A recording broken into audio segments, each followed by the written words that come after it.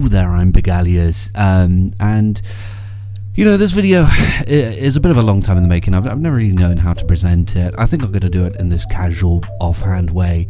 I don't know whether I should talk about it. I don't know whether I should talk. It's one of my least favorite people on the planet, and it's a bad time to be talking about this guy because it's kind of exactly what he wants, but no one watches my channel. And we are in this fuck it, we're cooked, let's just talk politics era, so why not? Let's talk about this absolute moron, this just pathetic loser, like just a loser. This guy, Kanye. Let's talk about him, because obviously he's been tweeting some super dark and edgy word, like I'm so cool, man, I'm so edgy stuff recently. I'm one of those rare cases. I'm a very rare case in that I'm a hip hop head. I love rap.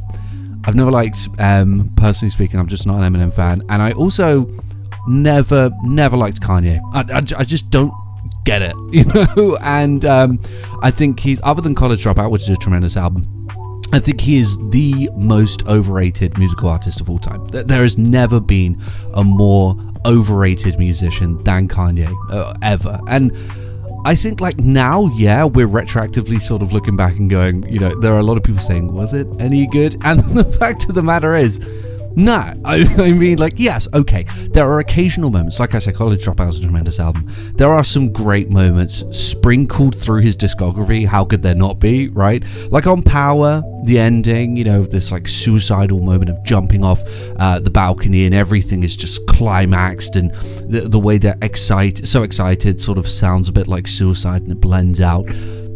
A brilliant, absolutely tremendous moment, you know. Or Black Skinhead, which just has an amazing beat with fantastic pace. The storytelling on Devil in a New Dress can be quite great. A couple of good puns in there. But speaking of Power, right, there's a moment where Kanye just forgets, he can't think of anything to rhyme with the word power, so he just says Austin Powers. He just like, Austin Powers, that's the word power. Oh yeah, throw that in, throw it. 10 out of 10. The album got a 10 out of 10 on Pitchfork. And there is a moment in one of the most pinnacle songs where he just rhymes the word power with Austin Powers. It's lame. It's goofy. It's stupid. And yeah, I mean, there are many moments. He's supposed to be a producer, and there are so many moments where things should have been cut. The last song I'm talking about My Beautiful Dark Twisted Fantasy right now. It got a 10 out of 10 on Pitchfork, which is one of the most egregious scores I've ever seen in my entire life.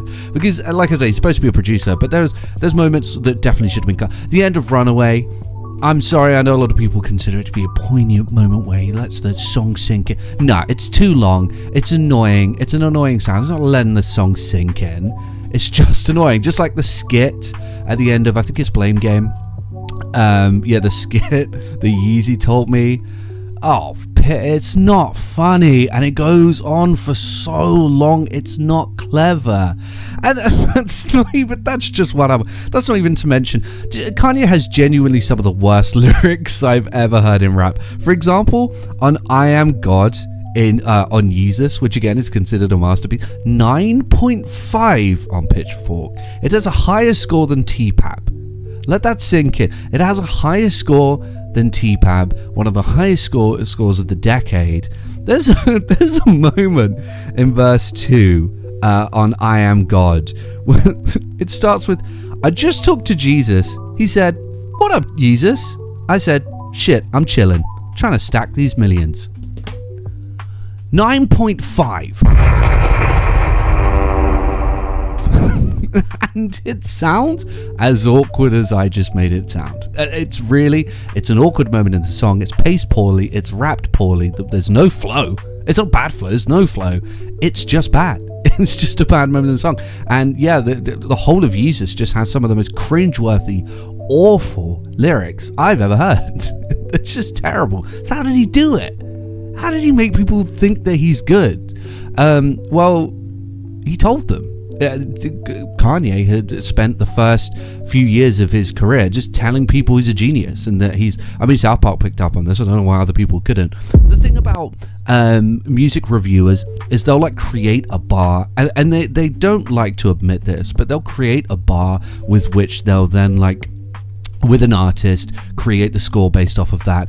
In terms of Pitchfork, they do this a lot with Radiohead. They made 2 masterpiece albums. Hail to the Thief was good, In Rainbows was tremendous, but then when King of Limbs came out, I think they gave it like a 7.8, and the album was trash. It was genuinely a bad album, but it's rated against the rest of what Radiohead do. Like they just gave GNX a 6.6, a great album, but by Kendrick standards, just not the same. And in like Fantano, he just gave Brat a 10 last year. He loves Charlie XCX. I knew he was going to give Brat a 10. It's just the way that music reviewers work. So what Kanye did was tell everybody that he's like, I am a genius, over and over and over and over and over again in a multitude of ways. He gave these interviews where he was saying just asinine things that didn't make any sense, but they sounded poignant, and he kind of presented them in a poignant way. So all of these reviewers and music journalists were just like, oh my god, he's so deep. I mean, I don't really know what he's talking about. It sounds stupid, but he's just so deep, and he keeps telling me he's a genius. And I would say that that's smart, and a lot of people think, well, I'm saying that he's being smart in having done that, right? He convinced everyone that he was a genius, but no, because he did it in the most, not in a clever way. He just hit everyone with the word genius over and over again. He just kept saying, I'm a genius, I'm a genius, I'm a genius, I'm a genius, until it filtered into people's consciousness. That's all. It wasn't nuanced, it wasn't clever, and secondly, it wasn't actually backed up with good work. It would be like the equivalent of Einstein, and he did all of this quirky stuff, like he had the fun haircuts, and he, didn't speak to his parents for, 6 years, because he had nothing to say to them, and stuff like that. But then when someone said to him, like, oh, what are your theories on the universe? And he was just like, well, I just think all the planets are made of basketballs. Like, the Earth is flat. He wouldn't think those things, because he actually was smart. He had something to back up those quirks. Just wasn't the case with Kanye. And so that's kind of what's happening now. There's a reason I'm talking about this, because what he's doing now, it's the same shit. It's just the same thing. Except now he's not trying to convince you he's a genius. Now he's trying to convince you that he is controversial. I promise you guys, I really am. I'm so edgy. I'm so controversial. Guys, listen to me.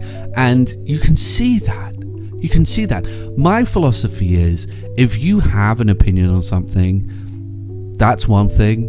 If you feel the need to tweet about it 50 times in one night, then it's you're just doing it for the sake of attention, because in some way you think that it benefits people's view of you, right? And that's what's happening here. Almost condescending that I make this video, because anyone who has the cognitive capacity to work a toaster knows that this is a grift. I remember posting back in, I think it was 2021, when he was about to release Donda.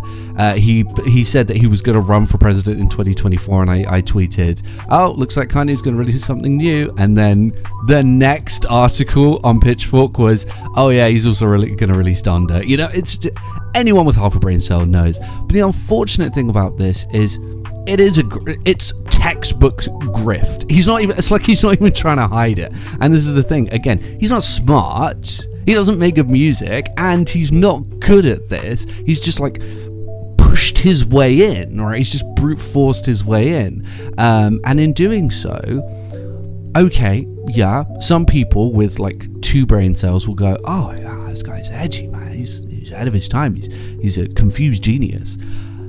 That's the issue, right? Is like, okay, you can have this stupid marketing technique where obviously it's just fake and it's all empty and bollocks and hollow, so that you can peddle your mid-tier music.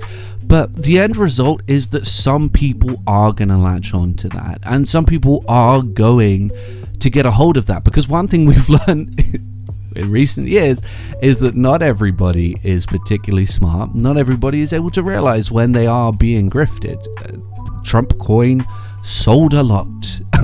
In fact, Hawk 2 coin sold a lot. And in that realm, people are going to believe that Kanye, he says things that other people don't want him to say, and all of this, and it's all just bollocks. It's all just horseshit. And I wish people would realize that, you know. It's no coincidence that suddenly he's bringing his girlfriend to the red carpet. He's tweeting about things 60 times a day. Oh, he's bringing up the Nazis again. Oh, there's a new album dropping soon. It's called Bully. I mean, like, how do you not see the correlation? But that's the issue. So now, you know, we can all laugh about it. Fantano can make these videos about it. I can make these videos about it. But the fact is, there are always going to be people who go, I mean, yeah, he says things that other people don't want to say. But when that stuff is Hitler's okay, I'm a Nazi, etc, etc, etc, it's just despicable. The fact that this man is even given a platform is just gross beyond belief. But quite frankly, I don't care if he says he's autistic. I don't care if he says he's bipolar. Quite frankly, I'm not even sure if I believe any of that. Although you have to have something going on there to be even like okay with the way that he's doing things. I don't think he should be allowed to speak on these things, and I think something should have been done. And in a better world, something would have been done. He would have had all access to voicing his opinions revoked, but that's not the system that we have now. And unfortunately, it's so selfish and asinine and disgusting and pathetic that someone would put marketing their album over convincing people that the Nazis are okay. Again, like, it can be a grift, you cannot mean it, but that doesn't matter. You're still getting through to people. You're still, especially on a platform like Twitter, where those people are susceptible. The people on Twitter right now are not the smartest people, and they'll just go with whatever ex-famous Twitter person tells them. They'll just go with that, and when they are, what are they going to believe in? They're going to believe that, you know, the Nazis were okay, and that's... What, so you can market an album?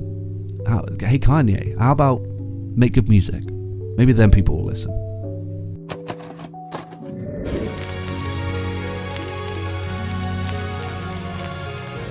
The PlayStation's only $149, and you can also get leading titles.